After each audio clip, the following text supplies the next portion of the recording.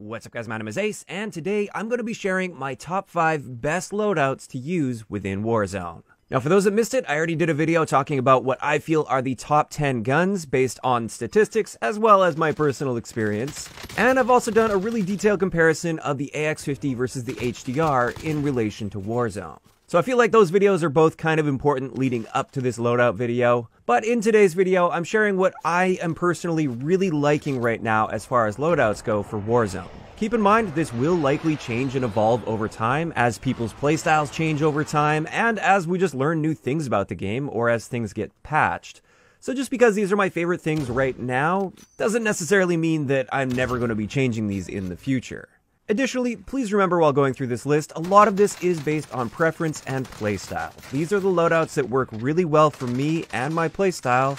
They might not work so great for you. You might want to adjust things a little bit to better suit you and your playstyle.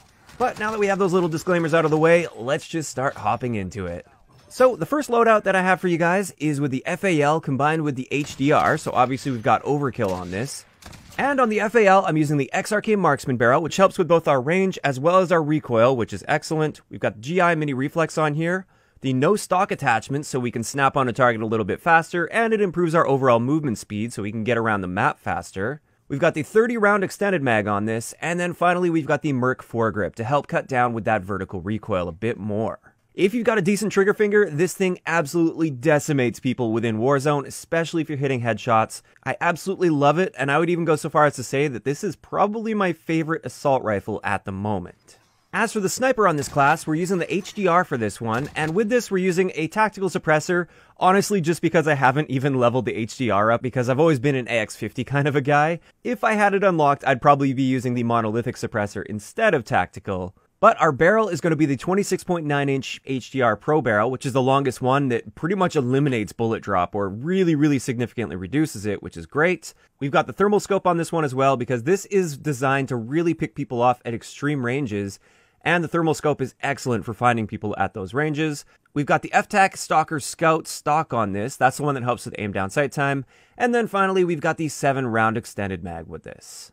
Like I said, this one's designed for those really long range shots. It's not so much like a close to mid-range sniper, it's all about the long ranges. And that's why it pairs nicely, I feel, with the FAL, which pretty much dominates up close and at mid-range. As for perks, we're going to be seeing a similar trend with all of these classes, so I'll explain it in a bit more detail here, and then I can just kind of gloss over it later on.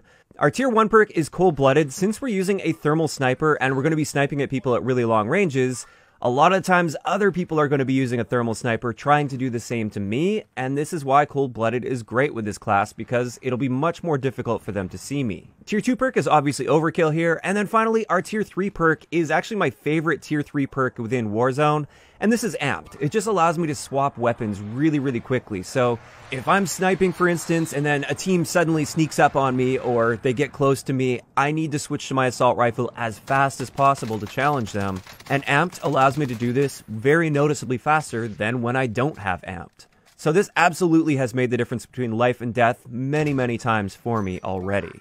As for our lethal, this is the Molotov. I really like the Molotov within Warzone because it's got a good amount of lethality, it will definitely kill people, but it's more so a great area of denial type of equipment. If there's only one rock towards the end game that a guy can hide behind, if I throw a Molotov around the side of that rock, he can't just jump out of the way quickly and then get back into cover. He is forced out of that cover for several seconds, which should give me plenty of time to finish him off. It's also great if you find yourself in a building, for instance, and somebody puts some damage into you and you're worried they're going to push you and they only have like a narrow corridor to get to you. You can toss that Molotov down within that corridor and get yourself out of that situation, and the enemy can't push you, or if they do, they have to find an alternate route. So I just really like the versatility overall with the Molotov, and this is why you're going to be seeing it on most of my classes as well. This just leaves us with the tactical, which is the heartbeat sensor, and it's always going to be the heartbeat sensor. This piece of equipment is by far the most valuable piece of tactical equipment you can use in Warzone right now, because it's got infinite uses. You can use it whenever you want, it doesn't go away, and it's just so good if you're approaching a building and you want to make sure that there's nobody camping in that building. All you do is pull out your heartbeat sensor and it'll tell you if you've got a guy or a team there, unless they happen to have Ghost. But most of the time, you're not going to run into a full team of Ghost users, and therefore the heartbeat sensor is just so incredibly valuable, and I highly recommend that you use it for your Warzone loadouts. So that's the first one I wanted to share with you guys, and this is one that I tend to select if it looks like I'm going to be doing a lot of fighting in open areas, so longer range sort of engagements. I won't typically choose this if I'm in the downtown area, for instance. But that brings us to the next loadout, which is designed more for those closer range situations while still being very versatile. And once again, this is an overkill class with a sniper rifle, but this time we're using an MP7 as our primary. Now, on the MP7, we've got a monolithic suppressor because we want to stay off that radar. I still find it a little bit strange that we show up on the radar in Battle Royale when we fire an unsilenced gun, but we don't in regular multiplayer. But that's besides the case. It's great to stay off the radar within Warzone, so we've got monolithic suppressor, FSS strike barrel to help with our ranges a little bit, no stock to allow us to stay really snappy and also improve our movement speed. We've also got the frangible disabling perk, which is quite solid within Warzone. In regular multiplayer, it's kind of a useless perk because you kill people so quickly anyways. It doesn't matter if you're slowing them down because they're just dead in the blink of an eye. But when you start factoring armor into the equation, it takes a little bit longer to kill people. So it's nice that with this weapon perk, when you shoot them, you're going to be limiting their movement a little bit, which helps quite a bit with finishing that kill, especially if they're trying to get around a corner. This just leaves us with the 60 round extended mag, which allows me to deal with multiple enemies that have armor without needing to reload between those enemies. Now, moving on to our sniper rifle with this one, this time we're using the AX50 rather than the HDR, and with this we've got the monolithic suppressor, the Syngard Arms Pro Barrel, the TAC laser to help with our aim down sight time and aiming stability, so we don't have to hold our breath for some of the shots if it's at closer ranges. We've also got the Syngard Arms Assassin Stock, which is the one that helps with our aim down sight speed, and the stippled grip tape. So we're really stacking up on aim down sight time here, while still having a very solid bullet velocity and bullet drop by using that Syngard Arms Pro Barrel. And I just really like using the AX50 with this particular setup, especially for the mid to somewhat longer ranges. I'm not going to be challenging people at extreme ranges with this like I would with the previous setup that I showed you with the HDR and thermal sight. This is designed much more for the mid to somewhat longer ranges. And then everything up close, the MP7 absolutely holds its own with this class setup. Now, the only other thing that's different about this class setup compared to the previous one is double time. I like using this class setup to get around really quickly, help me get my loot as fast as possible.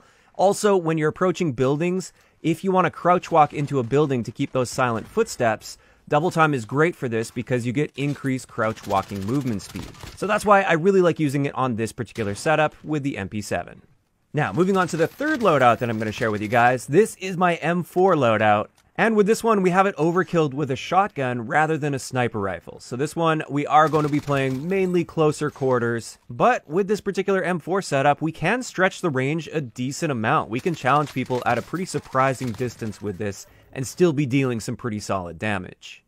So with this one, we're using a monolithic suppressor to stay off the radar, the Corvus Custom Marksman Barrel, which is just excellent. It improves our ranges a good amount and helps with our recoil too. We've got a GI mini reflex sight on there, which I just really like that particular optic. The no stock attachment, so we're a little bit snappier at aiming down sight, and our movement speed is improved. And then finally, the 60 round magazine for dealing with those multiple armored enemies.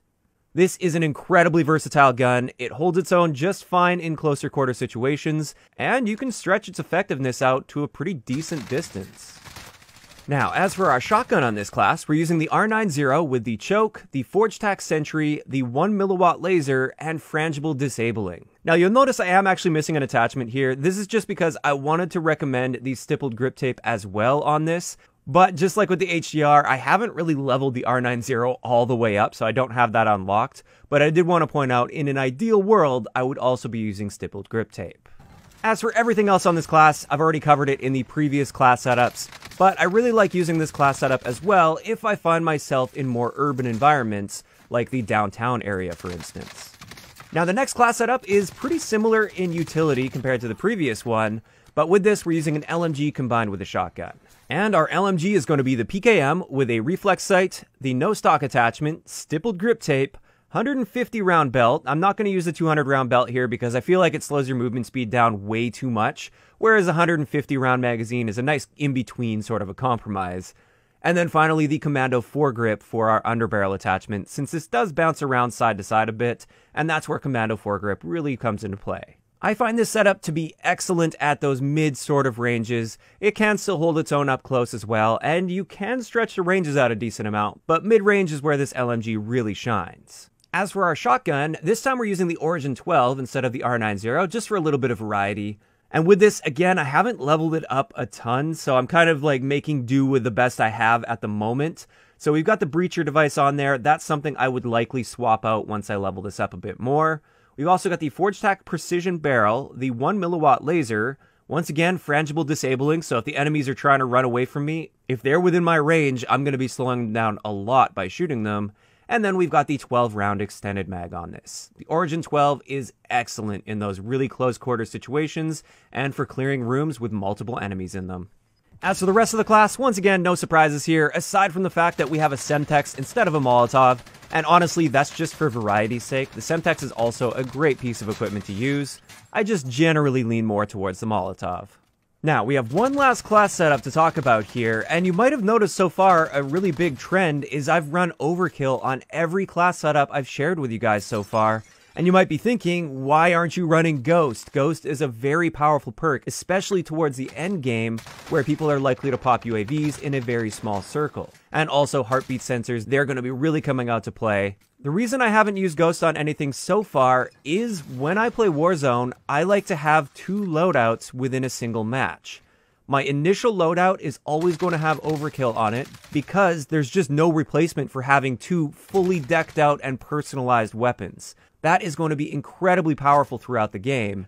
However, a little bit later on in the game, when I can afford a second loadout drop, or if I just happen to stumble across one, that happens quite often as you get into the mid-game situations, this is where my final class setup comes into play. This is my perks class setup, where when I select this, I get the perks from this loadout, and I don't need to use overkill here because I just drop my overkilled guns on the ground when I switch to this loadout, and then I have the option to pick those up if I would like. So with this, we're using one of my favorite guns within Warzone right now, which is the AUG with the 5.56 conversion on it. So I am using the 60-round drum with the 5.56 NATO rounds. We've also got the monolithic suppressor, the GI mini reflex, the ForgeTac CQB comb, which is the one that helps with aim down sight time, as well as the stippled grip tape to help even more with our aim down sight time.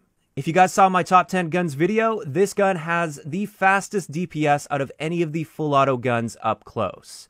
With the exception being the M4 with the SOCOM rounds, but those have a lot of downsides attached to them, whereas this doesn't really have much for downsides. So this is a really nice, versatile gun that I can choose to use for the rest of the match, or if I'm liking how my previous gun was going from the first loadout that I selected, I can just stick to that first gun and I'll drop the AUG on the ground. It really just depends on how I'm feeling at the time. You'll also notice with this, I do have the Joker as my secondary here. And with this, most of the time, I'm just going to be dropping that Joker on the ground for my previous gun, like the sniper rifle, for instance. However, I like to have the option there. Sometimes it's really nice to have a Joker because if you get enemies camping on a rooftop, for instance, the Joker is excellent for taking them out. Or if they're just camping behind a certain piece of cover and using that really effectively, the Joker is incredibly powerful against them. Again, though, I don't really use the Joker too often. It's just there to be an option to continue using if I would like to as I select this second loadout. Now for the perks on this, we've definitely got Cold-Blooded because as you get towards endgame, Cold-Blooded really starts to come into play even more against those people with thermal optics. Of course, we've got Ghost on here so we can stay off the radar, as well as heartbeat sensors in the endgame, which is very, very important. And we do once again have Amped on here, just because I really, really like Amped. And I feel like it just helps me so much throughout a game. Our lethal and our tactical is going to be the same here though. We've got the Molotov and the heartbeat sensor. And with that wraps it up for my current top 5 best loadouts to use within Warzone. But of course, like I said, those are just my loadouts based on my preference and playstyle. I'd like to know in the comments section below, what are some of your favorite loadouts and setups to use within Warzone so far? If you enjoyed the video, a like rating is always appreciated, and don't forget to subscribe for more if you haven't already. I'll talk to you guys next time.